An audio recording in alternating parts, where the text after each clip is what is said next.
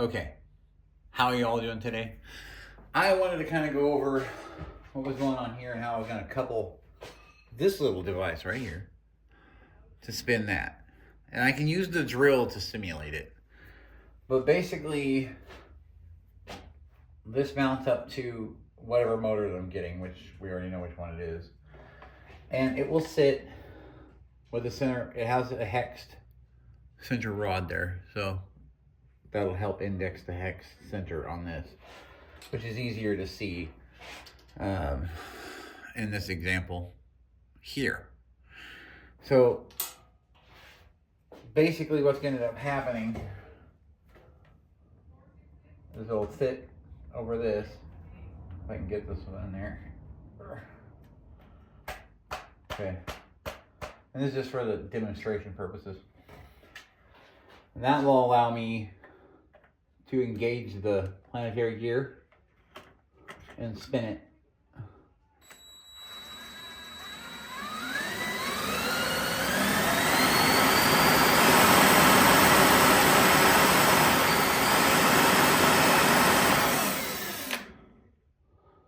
Alright, so you can kind of see how that works.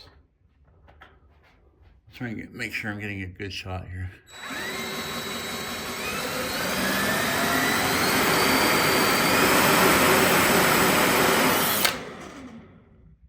Okay, now you imagine that with a 190 kV motor that's capable of 9,000 RPMs and that's stepped up 4-to-1. So I don't know what the RPMs are on this thing. Can't be more than a couple hundred RPMs, but maybe 300 or 400. I don't know. But you know, it's just because it's a drill. But basically, this is how I'm going to engage the actual engine from the motor so that the carrier has a freedom to move in there and there's no binding happening. As you can see, try and get around the back side of the camera here. Try and do it this way without losing a finger. And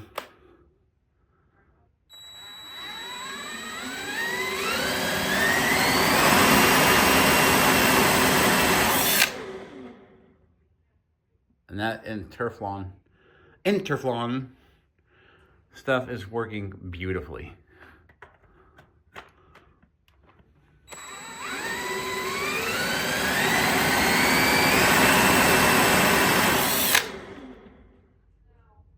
All right, so that's looking good. Now once that's complete, well, what I should say is once the motor mount is complete, it's going to hold a device similar to that, and it will screw into these holes here. You'll slide down between these channels and have holes here. When I run the screws in, that'll keep it in position. And then this cup here, which you saw on the end of the drill, will engage the carrier, and then the hexagonal center shaft will also engage the inside of the carrier, and that'll help to kind of make sorry, I've got a Teflon in my fingers. Okay, so it'll help keep the entire assembly indexed and straight. So you're catching it from the outside of the carrier and the center of the carrier. And we're obviously going to run this first, and then when and if a certain part of this fan fails as far as the gearbox is concerned, then what we'll do is we'll switch it out for the nylon assembly that I have here. See, I did one of the ring gears in nylon,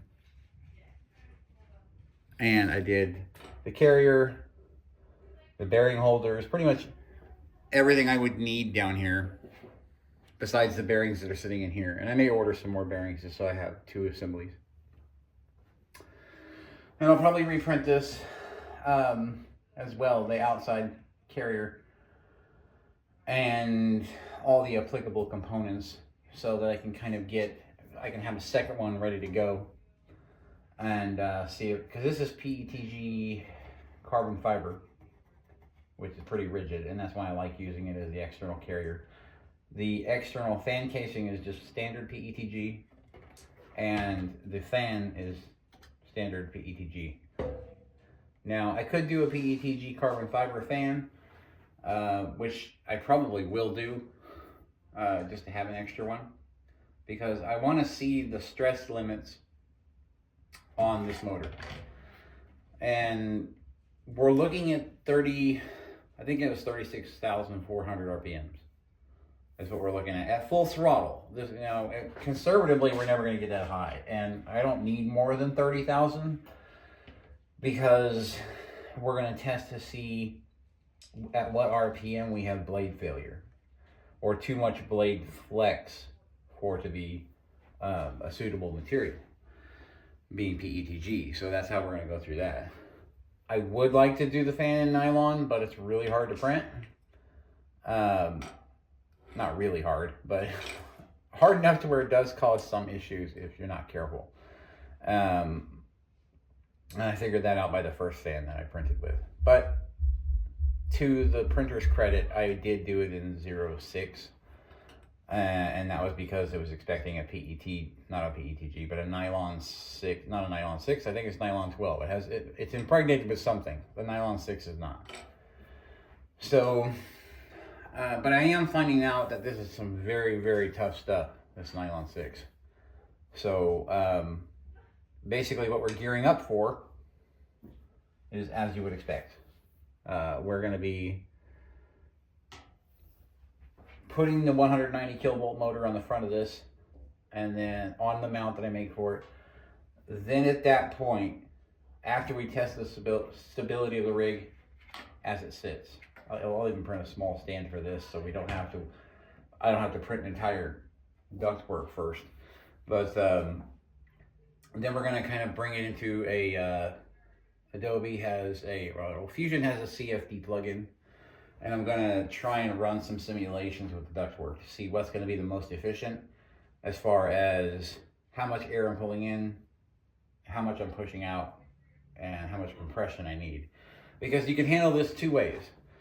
For a jet, using it as a single motor, then it works perfectly for to have compression, to have a smaller duct. EDFs, on the other hand, when you're using drone control, most of the stability is created by the RPMs of the motor and how the flight controller adjusts those RPMs for pitch, roll, and yaw. So what I don't want to do is I don't want to restrict any of the outgoing air, because what that's going to do is confuse the PID loop in iNav, and it's going to react the wrong way when it comes to spinning the motor. So at the cowling or the ductwork I'm going to have for this is going to resemble the Shrike, the very first Shrike. So if you go and check out the Shrike V10, you'll see what I'm talking about, or any of the Shrike projects all the way up to the last one that I did, and you'll see why I'm going with the ductwork with kind of a cutout, so that the ductwork itself is almost part of the landing gear. And that was fun to spin up. Let's do it again, and we'll see. You can hear my kids playing Phasmophobia in the other room. I have a subwoofer under my desk.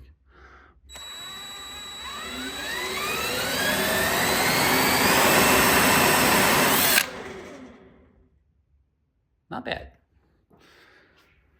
Not bad for 4-to-1. What I'm wanting to find out is how much heat, with the inline amp and voltmeter that I'm going to have on the system to monitor the amps, the actual peak current for that motor is 80 amps. So the 150 amp I have is perfect, so I'll be able to tell with the monitor where my top end on the throttle is. Because this will be what's pushing it right here. And then we'll be pushing it with the two 70Cs. These are some decent batteries. I like them. Pushing that with that. And what I want to make sure of, I'll have to see this programming card works for it. What I want to make sure of is that the motor gets to use its maximum amps, but without overheating.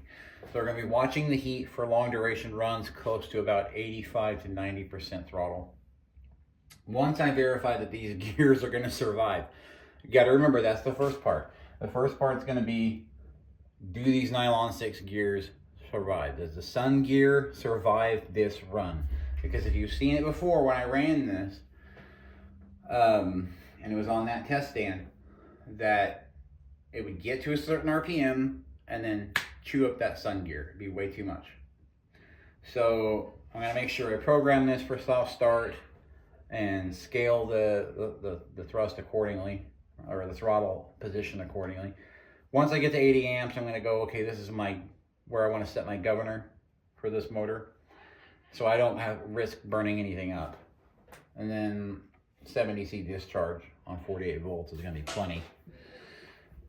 And that'll give me a decent amount of power for the whole system.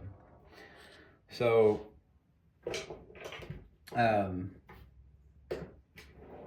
that's the plan. I hope that wasn't too boring. But this fan is going to be ducted basically like the first Shrike, but it's going to look, well, it's going to be massive. So it's going to be pushing, you got 80 amps, but I've got two 150 amp ESCs. I can probably get away with running lower amperage ESCs if I want to, but I need to stick with 48 volts. So that's the whole idea.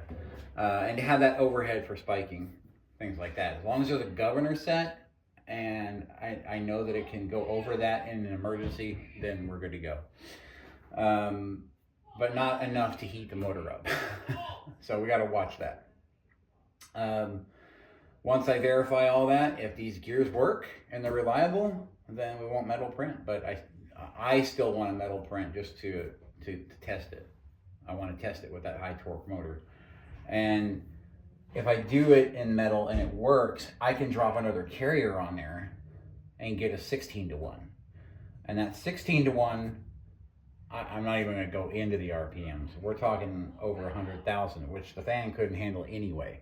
But it really isn't about the RPMs top end. It's the torque it can deliver to the blade. And that's where this 4-to-1 comes in with that 190 kV motor. And that's why I picked a scooter motor, because I know it's built to handle the torque of moving a human body. So from a dead stop, pretty much. So, and it's for those off-road skateboards. So it does have the torque, it does have the speed to spin this fan. But this fan offers the resistance that is going to require that kind of torque. We're talking about 8 nanometers of torque, which stepped up to 4-to-1, should be perfect. So I'm hoping I found my motor for this project. Once I nail that down, that's when we're going to find out whether or not those have to be metal, or if nylon 6 is a good option, which would give us, the ability to have less parts that have to be made at other places, because I don't have a metal 3D printer. You hear that, Maker Forge? Excuse me.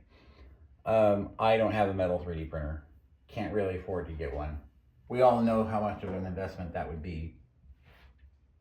And I'm not quite popular enough yet for that. So I'm not making any money off of this yet. And really, if I don't ever make any money off of it, it's fine. I want to enjoy the hobby with everyone who is enjoying the hobby out there. And that's really what it's all about. But, if anybody's got a metal printer laying around or something like that and they don't need it, just let me know. Other than that, that's your updated video for today. And I'm liking nylon 6. It's starting to grow on me. So stay tuned for it when the motor gets here, and we're gonna spin this puppy up. And then we will do the large style I mean, I did design a cowling that held carbon fiber tubes. You've seen it before, and that was in this one here.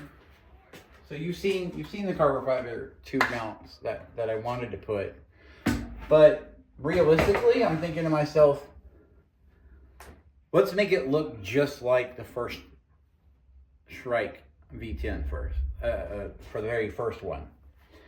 So we don't have to worry about moving parts, extra parts. Everything's kind of just CA glued together after it comes off the printer. And then we know everything's facing straight down. We don't have to worry about anything. We do it like so. It'll look just like the V10 Shrike, but really big. And I had the Shrike XL design mainly because I thought, okay, I need the room. But I think we can slim it up. After doing the design, I can slim it up a little bit. And then attach it. No carbon fibers. And just go straight, because the CA always did me really, really well. That or epoxy. To put the nacelles on each one. And then, because realistically, if something fails in it, it's going to be at the top. I can still get to it. I can pull it out and put another one in when it comes to gears, things like that. So it doesn't matter that the nacelles can't come off. So that's really what I'm going for. It's held in with screws and some silicone glue on the rear, on the shaft. Right there, so it can't pull, the fan can't pull forward through the gear, and then this can't push any farther forward because it pushes against the interior gear. And that's really my only fear, is that I don't want this fan to pull out of its bearing mount or pull the bearing with it and push against the gear. So future prints of this casing may have some kind of snap ring that I put on the other side in some fashion. I'm gonna have to re-engineer that so that the fan basically does not move back and forth. It doesn't move. That's what I don't want, because I think that if it comes out of there, then it's just gonna be a matter of how many pounds of force is it gonna take to move that bearing out of its mount, pulling forward, and then it's pressing into this assembly here for the gearbox. So that was something I needed to think about. So it's either we do a two-piece case so that the bearing doesn't actually move forward. There's no way, you don't press it in, you just put it together and then screw it together on each side. And then you know that bearing's not going anywhere. And then when you put that fan in and put the screws in on this side, then you have walls on both sides in the print. And then those walls have to basically be able to withstand the force of about 55 pounds of thrust, if not more. That's what the test is going to tell us. We're going to put it on that test stand. We're going to glue it down, strap it down, do whatever we have to. No duct work, and we're going to see what air it moves as is. Then we're going to duct it just like the Shrike V10, but bigger. And then we're going to see how that flies with a iNav and a SpeedyBee F405 wing. I think that'll be really cool. So if that works, it'll definitely be unique. That's for sure. No problem cooling off the casing or the motor, because they're definitely within the wind flow. You know, and within the induction of air coming in, and that should keep it cool. I should help with cooling it, but really we're going to do a lot of voltage testing and amp draw testing to make sure that we're going to add that governor that we need on the ESCs. I just need to procure 3 more of those motors and 3 more of those ESCs, so that I can make sure that I have, you know, all the hardware I need for this. So either way, it's going to take me a little bit of time. Like I said, in a week I'll have the motor for this, and then, you know, a couple weeks after that, I'll have the rest of it, because I'm going to have to get the 3 ESCs. I'm going to have to get the motors, the other 3 motors. We're going to have to print stuff in metal if the nylon fails. And we're going to have to get 2 of the Taro power distribution boards to handle the voltage, because I'm going to split the voltage. Like I mentioned before, you know, 2 motors on one power distribution board, 2 motors on the other. The controller is not going to know the difference. All it's going to know is that I've got motor 1, 2, 3, and 4. And then the power needs will be met by that PDB from Taro, and that'll give me that overhead, because each one of those can handle 460 amps. I'm putting 2 150 amps, so that's 300. Still gives me an overhead on the PD if I spike it. So I'm not really worried about that. That's why I'm running 2. And then you've got basically 2 2200 milliamp packs. So you got 4400 milliamps at 48 volts. You got a total of 8. So because you got 2 per motor. I may have to try and find a 48 volt, but realistically, I'm just working with what I can get on Amazon and doing it that way first, you know, before I go buy quality parts. Amazon, it's nothing personal, man, but it's personal. Yeah. So yeah, I'm buying all the stuff off there because it's more budget friendly, and then I'll go for quality. Do the quantity first, and if we get quality results from it because of what I'm doing, then we'll go for the quality, and then we'll know that the quality is going to be exponential in the result. So yeah, let's Temu this thing. Anyway, till next time, hope you enjoyed it, and now you know what the plan really is. I think we're just going to go with a bigger version of the V10 at first, before we do any kind of gimbaling of the motors. So here's me biting off more than I can chew. So I will see you next time.